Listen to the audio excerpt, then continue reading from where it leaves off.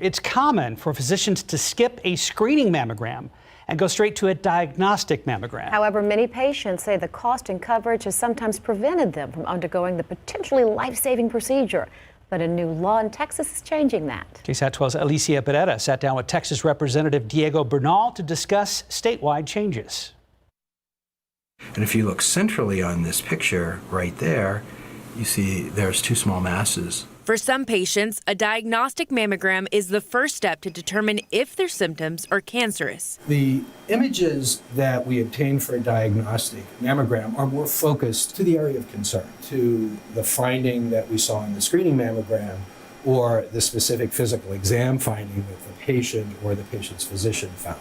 However, according to a study released by Susan G. Komen, money can frequently be the first hurdle for patients. The idea that someone's first mammogram has a $300 up to $1,000 out-of-pocket expense, that can be deadly. In our city, especially on the west side, the east side, and the south side, breast cancer is the #1 leading cause of cancer deaths in our city and in the state. For 3 years, the Texas representative filed bills to get rid of the economic barrier for patients.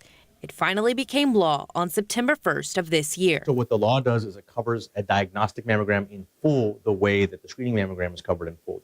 There should be no more out-of-pocket expenses for a diagnostic mammogram for women who have state-regulated insurance plans or who are in Medicaid. Although the law doesn't pertain to individuals with national medical insurance plans or those without insurance, it does make it easier for them to explore options for covering medical expenses. Organizations like Susan G. Komen can spend that money helping people who don't have insurance at all.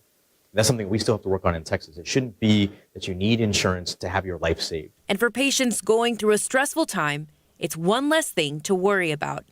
Alicia Barrera, KSAT 12 News.